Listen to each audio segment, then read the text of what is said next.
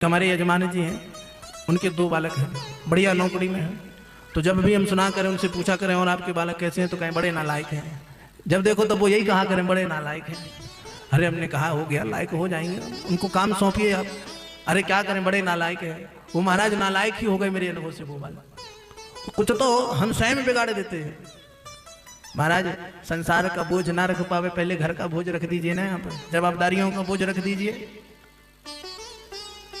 जब लगे ऐसा कि अब गड़बड़ा रहा है माहौल, विवाह हो गया, शादी हो गई, घर में रहो, पर महाराज सारा बोझ सौंप दो, सौंप दीजिए।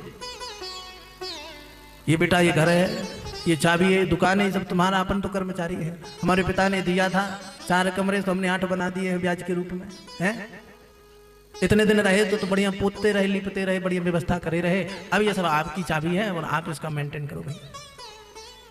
तो कई बार पिता लोग कहते हैं बेटा और बहू को सौंपते ही नहीं है, सब पूरी जवाबदारी सिर पर रखे रहते हैं। जब जवाबदारी नहीं दोगे महाराज तो कोई और जवाबदारी ले लेगा वो, जब तक यहाँ वहाँ का आनंद लेने लगेगा वो, उसे लगेगा ना नहीं पिताजी है, माताजी है, पिताजी है, माताजी है।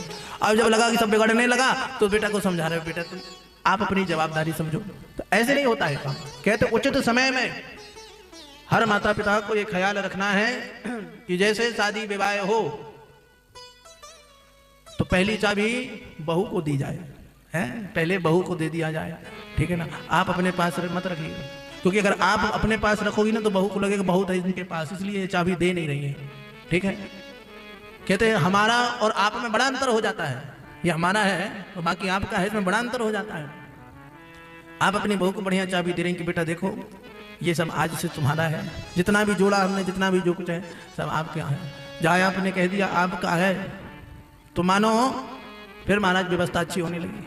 और जहां अगर आपने दिया नहीं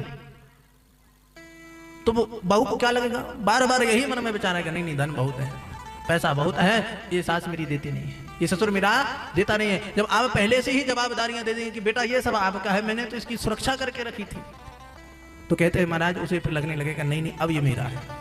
क्या लगेगा, अब ये मेरा है। सास के पास रहेगा तो उसको लगेगा नहीं नहीं ये इनका है। जब आपने कहा नहीं ये आपका है, अब ये मेरा हो गया। अब उसे सही से वो खर्च करेगी, उस धन का सदुपयोग करेगी। कब, जब पद दे देंगे आप, तब समय रहते अगर आपने जवाबदारी दे दी, चाहे बेटा हो चाहे बहू हो, तो ठीक है। अब दिया नहीं, कई बार लड़ाई होने लगी, झगड़ा होने लगे, बेटा कहता हमारा हिस्सा दे दो, बहू कहती है दे दो, नहीं दिए, अरे दे दीजिए, संभालने दीजिए उनको भी, देखते रहो आखिर करते क्या है, हिस्सा लेके है, धन लेकर करते क्या है, पर जवाबदारी दीजिए। अगर आपने नहीं दिया तो बड़ी विडंबना हो जाएगी, क्योंकि महाराज प्रभुता सबको चाहिए, प्रभुता सबको चाहिए, पद सबको चाहिए। एक परिवार में कथा हो रही थी, वहां एक बहुत ही बढ़िया, वो एक दिन 2-3 दिन कथा चली, चौथे दिन वो हमसे मिलने आई। तो वो क्या कहती है हमसे कि महाराज जी मैं अपनी सास को इतना खुश रखती हूँ, इतना धन देती हूँ, कभी साड़ी ला देती हूँ, कभी कुछ ला देती हूँ, तो फिर भी मेरी सास मेरे से नाराज रहती है। मैंने कहा अरे बड़ी विडंबना है तो।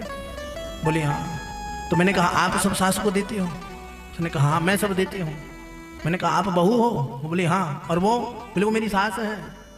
तो मैंने कहा बेटा कुछ दिन तो बहू बन जा, है? मैंने क्या कहा, कुछ दिन तो बहू बन जा, फिर बाद में तो सास ही बनना है तेरे को, है?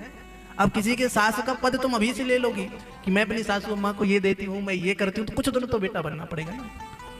तो महाराज वो बहू तुरंत उठी वहां से और चली गई ना। मुझे लगा हो सकता बुरा भी लगा हो तो लग जाए। हकीकत है भगवान हर सुख प्रदान करते हैं आपको, करते हैं कि नहीं करते? भगवान आपको एक समय ऐसा होगा कि बालक बनाते हैं, एक समय ऐसा होगा कि भाई बनाते हैं, एक समय ऐसा होगा कि चाचा बनाते हैं, एक समय भगवान आपको युवा बना देते हैं, एक समय आपका विवाह कर देते तो पति बना देते हैं, फिर पिता बना देते हैं भगवान, फिर बब्बा बना देते हैं। क्या नहीं देते भगवान, हर सुख का अनुभव कराते हैं। पर महाराज धीरज रखने की जरूरत होती है, इसलिए हमें जीवन में धीरज रखना बहुत अनिवार्य है। सारे संसार के सुख आते जाएंगे, धीरे धीरे आएंगे, हैं? हम चाहते हैं सब आज ही आ जाए पूरे के पूरे। भगवान ने जानते हैं कुछ दे दूंगा और ले लूंगा तो फिर रोने लगेगा फकीर कल से, है? भगवान भी तो जानते हैं अभी रो रहा है मांगने के लिए, प्रभु ये चीज दे दीजिए इसलिए रो रहा है। और अगर मैंने इसको दे दिया और 2 दिन बाद अगर ले लिया तो और सिर पटकने लगेगा, इसलिए भगवान ने कहा अभी तू रोता रहे।